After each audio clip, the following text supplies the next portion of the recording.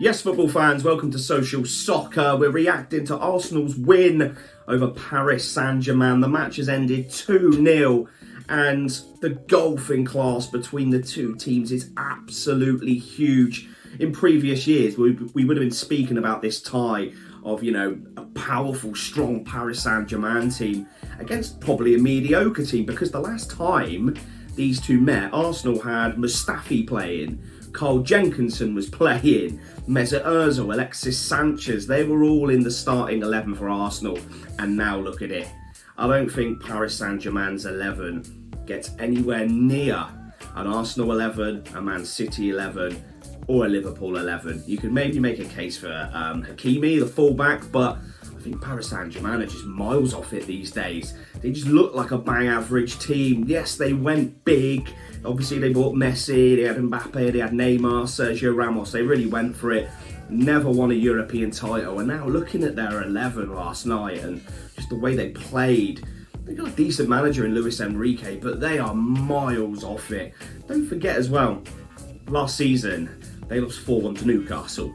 And, you can see the season that Newcastle had. That just puts it into perspective a little bit in terms of where Paris Saint-Germain are and where Arsenal are now. Arsenal, will come on to them in a minute. They looked absolutely brilliant once again, defensively superb. But just on the topic of Paris Saint-Germain, Paris Saint-Germain fans, get your comments in below. Is that a typical performance for you? Because I just thought you're absolutely average. Where would this Paris Saint-Germain team finish in the Premier League? Doesn't get in the top three. There's no way it gets ahead of Arsenal, Liverpool and Man City. The teams that are battling it out for fourth, at the moment, Villa, Chelsea, Tottenham, they don't, in my opinion, they don't finish ahead of those three teams either. So that takes them down to about 7th. Then you've got, Manchester United, Brighton, teams like this. I think they would all give Paris Saint-Germain a damn good game after what I've seen there. I don't see it. Paris Saint-Germain, for me, they're finished. This is a huge game. This was an absolutely massive game for both teams. One to kind of raise the stock. It's early in the season as well, just to get that kind of next win in this new Champions League format. But both of these clubs are at a pivotal point in their development within Europe, because both of them need to win a Champions League title. Arsenal, if you think about it, City have won it, Liverpool have won it, Manchester United have won it, Chelsea have won it. Arsenal need to win one to get up to that kind of next level. And listen, I'm sure it's coming before Arsenal fans jump on me. I'm sure it's coming. Paris Saint-Germain, they tried everything to win a European title. As I mentioned, with all those incomings, they're going for a bit of a new approach now with a younger feel for the team. But listen, they've come to Arsenal. That just tells me that Aston Villa would beat Paris Saint-Germain, to be honest. If they were to meet in the Champions League over 2 legs, I just don't see a threat from that Paris Saint-Germain team. Listen, I might be wrong, but the golfing class, if you're watching that game like I was absolutely obvious. Arsenal were just too good for them all over the pitch. And Paris Saint-Germain, not for me. Not for me. I've got their 11 up here. If I just pull the 11 up, you tell me what players will get in to a starting lineup in Man City, Liverpool or Arsenal. Donnarumma, listen, I'm a big Donnarumma fan. Great goalkeeper, but he's not better than Raya, Edison or Alisson, is he? Let's face it. Fullback was Nuno Mendes, don't think so. We don't even need to talk about that. William Pacho, they signed the Ecuadorian, they signed him from Frankfurt in the summer, along with Marquinhos. Marquinhos has never made the move to the Premier League. They bought him from Roma. He's never made the move over. If he came over now, I don't think that would happen whatsoever for him. Listen, William Paco's unproven, but he's not getting in a starting 11 of those 3 big clubs in England right now. Hakimi was the right back, we mentioned he could get in. Then we've got Vitinha, Zaire Emery, you could make a case for him. Lee Can-in, Desiree Doué, and Bradley Barcola. Maybe Barcola could, but again, he wouldn't be starting, I don't feel. So it's an underwhelming 11 from a Paris Saint-Germain point of view. Very underwhelming. I don't see it anymore in them. I don't see it anymore. You just knew after about 25-30 minutes in, Arsenal had the game in the bag. Great goal from Havertz, a header. As Donnarumma was coming out, this guy looks like a completely different player, by the way, since his time at Chelsea. Fair play to Arteta, because he's slowly starting to mould into a centre forward. I remember when Chelsea bought him from Leverkusen. In a Leverkusen team, he played as an attacking midfielder. He played off the front man, and he came into Chelsea as that kind of player. And Chelsea just tried to kind of shoehorn him into a centre forward position.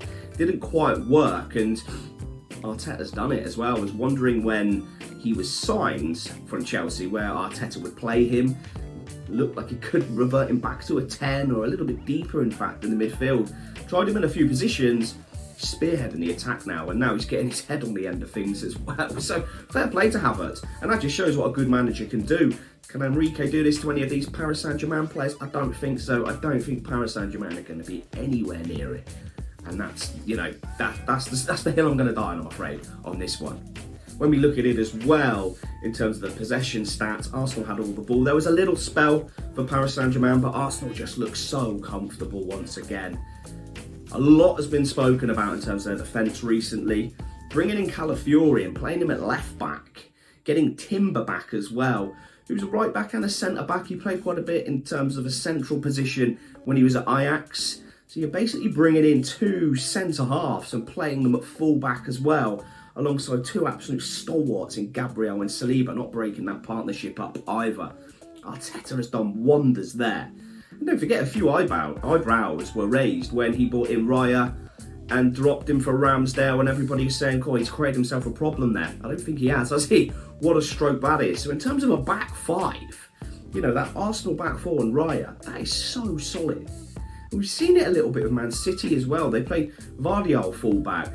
They played Akanji fullback. They played Nathan Ake fullback. They played John Stones fullback. It's like another development in terms of formations and personnel. Now what we're seeing is, we've seen the fullbacks come out wide and go in. Now what we're seeing is centre halves going fullback as well and going into that half-back role. But you're essentially lining up with four centre backs in your back four, which I find is really interesting. It's slowly showing another development, if you like, and Arteta's really stuck to that, and Arsenal just look really strong for it. Strong on set pieces as well, but that back four was untroubled. And don't forget, Arsenal, they didn't have Odegaard either, but they were just too good for Paris Saint-Germain. So fair play to Arsenal. I take my hat off to them. Really, really did a good job last night. So what's next for them? Who knows? But big win at the weekend against Leicester.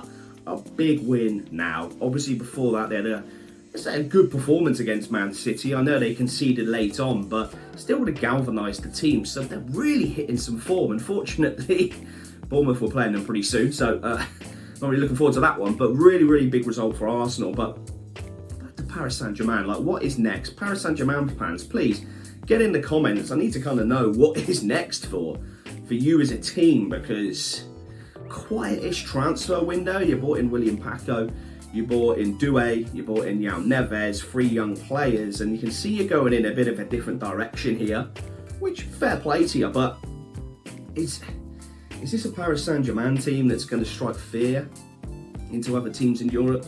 At the moment, I don't think it is.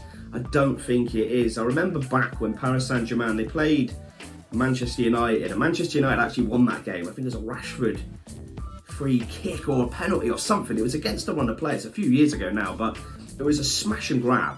And the reason I remember it was a smash and grab is because Paris Saint-Germain were just too strong everywhere.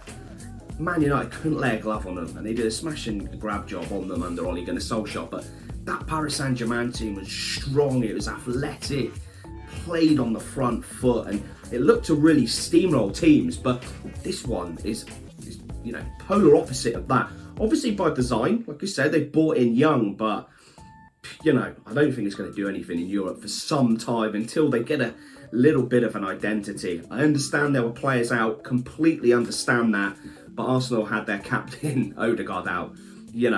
Leicester went there and scored 2 at the weekend. Like, teams, let's not say Arsenal are the second coming here. Arsenal, I'm sure their fans will hold up. They have a few faults of their own as well. Leicester did give them a bit of a trouble at the weekend, but this is a European game. Paris Saint-Germain, your fans travelled, by the way. They did not stop singing. They were travelled in their thousands, and they really gave it everything. In my opinion, they did not get a performance to, sing and dance about, but they didn't stop. But performance-wise, where was it from Paris Saint-Germain? I just don't see it. Great result for Arsenal, though. Really, really fair play to Arteta. You know, these are the kind of games that maybe Arsenal would struggle with previously. The Leicester one as well, you know, maybe that in previous years finishes 2-2. Maybe, you know, they lose this one or draw this one, who knows, but they're looking like a different beast. Compare that to a Paris Saint-Germain team, doesn't look like anything at the moment. Really want to hear from Paris Saint-Germain, you know, fans, get your comments in. If you don't like it, fine, like, that's just my opinion. What I'm watching is not what I'm used to watching from a Paris Saint-Germain team. If Paris Saint-Germain were in the Premier League, get your comments in. Where do you think they would finish?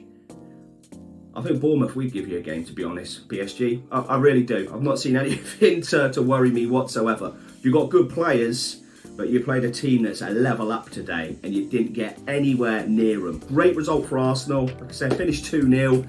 Really good to have the Champions League back. We've got big fixtures coming up tonight as well, so we will be reacting to them, of course. So make sure you like, make sure you subscribe, make sure you're part of the community, as we almost crossed 20,000, actually, 20,000 subscribers in 2 months. So really appreciate everybody who's getting on board, everybody who is supporting. Look out for the match reactions, and of course, we will see you on the next one. Take care.